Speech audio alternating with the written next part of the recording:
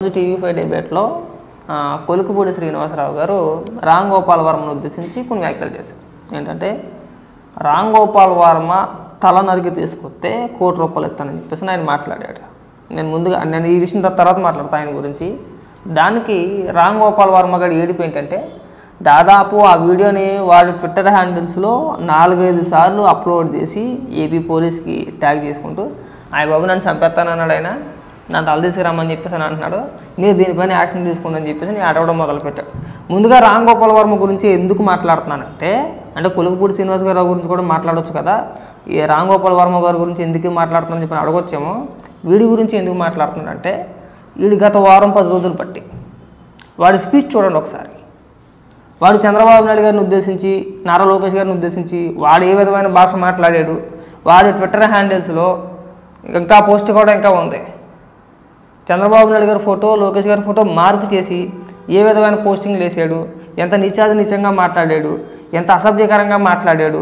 రీసెంట్గా జరిగిన ఫంక్షన్లో కూడా ప్రీ రిలీజ్ ఈవెంట్ ఏదో పెట్టుకున్నాడు, అందులో కూడా లోకేష్ గారిని ఉద్దేశించి, చంద్రబాబు నాయుడు గారిని ఉద్దేశించి వాడు మాట్లాడిన భాష, వాడే విధంగా మాట్లాడాడు, ఇవన్నీ కూడా మనం ప్రస్తావించుకోవాలి. అంటే నిన్ను ఎవడు కూడా ఊరికే అనరు. ఇప్పుడు ఒక మాట అన్నారనుకో అది నిజమైపోదు కదా. ఇప్పుడు కొడాల నానిగాడు ఉన్నాడు, రోజా ఉంది, అంబటి రాంబాబు ఉన్నాడు, అలాగే నీళ్ళని పనికి మాలేద వాళ్ళు చాలామంది ఉన్నారు, నువ్వు కూడా ఉన్నావు అందులోనే. మనం రకరకాలుగా మాట్లాడేస్తాం కదరా. మనకు నోటుకు వచ్చింది నోటికి అడ్డు అదుపు లేకుండా మాట్లాడేస్తాం కదా. మనం ఎంత వస్తే అంత, నోటికి ఎంత వస్తే అంత మాట్లాడుతూ ఉంటాం కదా. మనం నోటు దూరం తగ్గించుకుంటే ఈరోజు ఈ పరిస్థితి రాదు కదా. మీరు చెప్పేమన్నా నిజాలా? కాదు. ఏ రోజైనా మనం నిజం చెప్పి ఏడ్చామనుకో ఇక్కడ దాకా తెచ్చుకోవు కదా. ఆయన క్లియర్గా చెప్పింది ఒకటే, సమాజానికి మీలాంటి చీడ పురుగులు అనవసరం, సమాజంలో మీకు బతికే అర్హతే లేదమ్మా అంటే ఆయన ఉద్దేశం. అది ఆయన చెప్పింది అదే. సమాజానికి మీరు మేలు చేయకపోక సమాజాన్ని భ్రష్టు పట్టించేసి తీసేయే బూతు సినిమాలు, పోతే అందులో కూడా వెకిలి చేష్టలో లేఖితనం, మనం ఎంతసేపు కూడా పొలిటికల్గా ఎవడో ఒకటి అండదండ లేకపోతే మనం బతకలేము, మనం సినిమాలు చేసుకోలేము. గత 5-6 ఏళ్ళ బట్టి నువ్వు చేసే ప్రత్యాపరలు ఇవే కదా. తెలుగుదేశం పార్టీ పని సినిమాలు చేసుకొని బతికేస్తున్నావు కదరా నువ్వు. చంద్రబాబు నాయుడు గారిని, లోకేష్ గారిని ఏదో వెటకారంగా చూపించడమో, వ్యంగ్యంగా చూపించడమో, లేదంటే వాళ్ళ క్యారెక్టర్ని కించపరిచే విధంగా చిత్రీకరించి తీయడమో మనం బతికిందంటే ఇంతే కదా. అంతకుమించి మనం ఏమైనా పీకింది ఏమైనా ఉందా? నిన్న కాక మనం నువ్వు మాట్లాడిన మాటలు ఏమైపోయినాయి మరి? నీకేం సంబంధం ఉందా అసలు? నేను కొలుకుపూడి శ్రీనివాసరావు గారు కూడా ఓ మాట చెప్పదలుచుకున్నా. మీరు ఆ స్థాయిలో ఉన్నారో మనం ₹100 ఖర్చు పెట్టాలన్నా ఆలోచించే ఖర్చు పెడతాం. ఈ రామ్ గోపాల్ వర్మ అన్న ఎదవకి నెత్తి మీద రూపాయి పెడితే, పావలా పెడితే 10 పైసలకి ఎవరో కొంటరని మీరు ఏకంగా ఆడి తలకి ఏకంగా ₹1 ఇస్తానంటున్నారు. వాడు దాన్ని కూడా క్యాష్ చేసుకుంటున్నాడు. మీ మాటలను కూడా వాడే క్యాష్ చేసుకుంటున్నాడు. అంటే నేను మిమ్మల్ని ఏమీ తప్పు పట్టట్లేదు కానీ చెప్తున్నా, ఆ ఎదవ గురించి మాట్లాడి మీ గౌరవాన్ని ఎందుకు తగ్గించుకుంటారు? వాడు ఎలా అని చెప్పి మనకు తెలుసు. వాడు సమాజానికి పట్టిన దరిద్రుడు, చీడపురుగులు అంటున్నాడు. ఆడంత లోఫర్ ఏదో ప్రపంచంలో ఎవడో లేడనే విషయం అందరికీ తెలిసిందే. కానీ ఇప్పుడు ఏంటంటే వాడు దీన్ని క్యాష్ చేసుకుంటున్నాడు. నన్ను ఇలా అన్నాడైనా కొలుకుపూడి శ్రీనివాస్ అనే వ్యక్తి నన్ను చంపేస్తానన్నాడు, నన్ను చంపే విధంగా ప్రేరేపించేస్తున్నారు. వాడు ఏడుపు చూడలేకపోతున్నాం. మీరు అన్నందుకు కాదు ఎంతకని వాడు ఏడుపు మామూలుగా లేదు. ఇంక లేదు, ఇంక నేను చచ్చిపోతానన్నాడు కాడికి మాట్లాడుతున్నాడు. ఎందుకంటే నాకు అర్థమైంది వీడు ఏంటంటే మనం ఎవరినైనా ఏదన్నా మాట్లాడేయచ్చు, తిరిగి మనల్ని ఎవరో ఏమనకూడదు అనేది రామ్ గోపాల్ వర్మ వాడంతటా అనేసుకుంటాడు అనమాట. నేను ఎవరినైనా ఏమైనా అనేయచ్చు, నాకు ఏదో వాక్ స్వాతంత్రం ఏదో ఉంది, నాకు మాట్లాడే హక్కు నాకు ఉంది. నీలాగే అందరికీ ఉంటుందిరా. నీలాగే కొలుకుపూడి శ్రీనివాసరావు గారికి కూడా మాట్లాడే హక్కు ఉంటుంది. అన్నంత మాత్రాన అదేం నిజం అయిపోదు. ఇప్పుడు heat of the moment Kodali Nani మాట్లాడతాడు, రోజా మాట్లాడతాడు. రోజా ఉందరా, చాలా సందర్భాల్లో అనేక మాటలు మాట్లాడుతూ ఉంటుంది. అవన్నీ నిజమైపోగా అలా కొడాల నాని ఉన్నాడు, రకరకాలుగా మాట్లాడుతూ ఉంటాడు. ఇది చంద్రబాబు నాయుడు గారిని ఉద్దేశించి అన్నయ్యని నిజం అయిపోగా వాడేం చేసేది సచ్చేది ఉండదుగా. అలాగే జగన్మోహన్ రెడ్డి ఉన్నాడు, మాట్లాడుతున్నా ఇంటికి ఆవిడ పేకలాలి అంటాడు కదా. నేను ఎరగదీసేస్తాను, పొడి చేస్తాను అన్నాడు. ఏమైనా అయిందా? ఏమైనా జరిగింది ఏదైనా ఉందా? లేదు. జోగి రమేష్ ఉన్నాడు, పిచ్చగా మాట్లాడతాడు. కొన్నాడు మాట్లాడింది నిజమైపోయిందా? లేదు.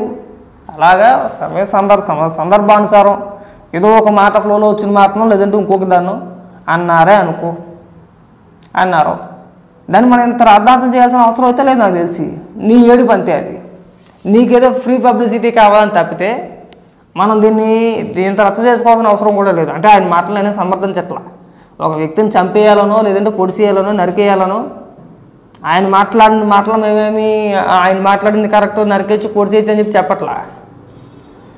మనం మాట్లాడిన మాటలు ఎలాగైతే నా ఇష్టం నాకు నచ్చినట్టు నేను మాట్లాడతాను చెప్పి నువ్వు మాట్లాడతావు, అలాగే అందరూ కూడా వాళ్ళకి నచ్చినట్టు మాట్లాడతారు ఖచ్చితంగా. దాన్ని మనం అర్థం చేసుకోవాల్సి నువ్వే అంటాక నేను కాక మన ఇంటర్వ్యూలో కూడా చెప్పావు కదా, ఇవి నువ్వు బొచ్చి పీకలేడు నా ఇంటికి పీకలేడు అని చెప్పేసి లైట్ తీసుకో. ఎవడు ఏమీ పీకలేడనే కాన్ఫిడెన్స్ నీ దగ్గర ఉన్నప్పుడు నన్ను అలా ఆయన అన్నాడని చెప్పేసి ఏడవడం దేనికి? ఏడవడం దేనికిరా? మనం మాట్లాడేటప్పుడు ఉండాలి కదా. మనం ఎవరి భర్తల గురించి నోటుకు వచ్చినప్పుడు మాట్లాడినప్పుడు మనం కూడా తిడతారు, మనం కూడా అంటారు అనేది నీకు కూడా ఉండాలి. అన్నంత మాత్రమే నిజాలు అయిపోవు. నీకు ₹1 నీకు ₹10 ఎక్కువ అంటే మళ్ళీ ₹1 బొక్కన ఎక్కువ. ఆ విషయాన్ని నువ్వు గుర్తుంచుకోవాలి. అది సర్కాస్టిక్గా అన్నాడు ఆయన లేదంటే ఇంకో రకంగానే నీకు అప్పుడే అర్థమైపోతుంది. ₹1 అన్నప్పుడు నువ్వు అర్థం చేసుకోవాలా. నీ బతుకు ₹1 చేసుద్దా? కాబట్టి ఏంటంటే ప్రతిదాన్ని క్యాష్ చేసుకోవాలనో లేదంటే పబ్లిసిటీకి వాడుకోవాలనే ప్రయత్నాలు ఎక్కడైనా ఆపేసి మన ఊరిన మంచిదైతే ఊరు మంచిది అవుద్దిరా. మనం నోటుకు వచ్చింది ఏది పడితే అది మాట్లాడి తిరిగిన ఎవడు ఏమనకూడదంటే కుదరదు. కాబట్టి కొద్ది దగ్గర పెట్టుకుని మాట్లాడు రాంగోపాలంలో ఎక్కడి నుంచి అయినా సరే. నువ్వు అప్పుడేమైపోయింది వాళ్ళతో అయిపోయింది అనుకుంటున్నావేమో, రానున్న రోజుల్లో నీ పరిస్థితి తలుచుకుంటే మాకే జాలేస్తుంది. ఇవాళ మీరు అధికార పక్షాన ఉన్నావోనో లేదంటే జగన్మోహన్ రెడ్డికి భజన చేస్తున్నావోనో, నీకు నచ్చినట్టు సినిమాలు తీసుకుంటా నీకు నచ్చినట్టు మాట్లాడుతున్నావు మీడియా ముందు గట్ట. అన్ని రోజులు ఒకేలా ఉండవు కదా. సరే ఈరోజు జగన్మోహన్ రెడ్డి అధికారంలో ఉన్నాడు కాబట్టి ఈ రకంగా మాట్లాడుతున్నావు. రేపు పొద్దున్న చంద్రబాబు నాయుడు గారు అధికారంలో ఉన్నారనుకో, 24లో ఖచ్చితంగా చంద్రబాబు నాయుడు గారే ముఖ్యమంత్రి. ఆవిడ ఎన్ని అనుకున్నా సరే అందులో నో డౌట్. అది జగన్మోహన్ రెడ్డి సినిమా అయిపోయింది, అది ఆ విషయం పక్కన పెట్టి. ఆ తర్వాత నీ పరిస్థితి ఏంటి? ఇప్పుడు నువ్వు మాట్లాడిన విధంగా అప్పుడు కూడా మాట్లాడగలవా? మాట్లాడతావు నువ్వు. అంత సినిమా ఉండదుగా, ఒళ్ళు గొల్ల అవుద్ది, బాగా గుర్తుపెట్టుకో. కాబట్టి ఏంటంటే ఒళ్ళు దగ్గర పెట్టుకుని ఉండు. సరే ఈరోజు జగన్మోహన్ రెడ్డి అధికారంలో ఉన్నాడు కాబట్టి ఈ రకంగా మాట్లాడుతున్నావు. రేపు పొద్దున్న చంద్రబాబు నాయుడు గారు అధికారంలో ఉన్నారనుకో, 24లో ఖచ్చితంగా చంద్రబాబు నాయుడు గారే ముఖ్యమంత్రి. ఆవిడ ఎన్ని అనుకున్నా సరే అందులో నో డౌట్. అది జగన్మోహన్ రెడ్డి సినిమా అయిపోయింది, అది ఆ విషయం పక్కన పెట్టి. ఆ తర్వాత నీ పరిస్థితి ఏంటి? ఇప్పుడు నువ్వు మాట్లాడిన విధంగా అప్పుడు కూడా మాట్లాడగలవా? మాట్లాడతావు నువ్వు. అంత సినిమా ఉండదుగా, ఒళ్ళు గొల్ల అవుద్ది, బాగా గుర్తుపెట్టుకో. కాబట్టి ఏంటంటే ఒళ్ళు దగ్గర పెట్టుకుని ఉండు.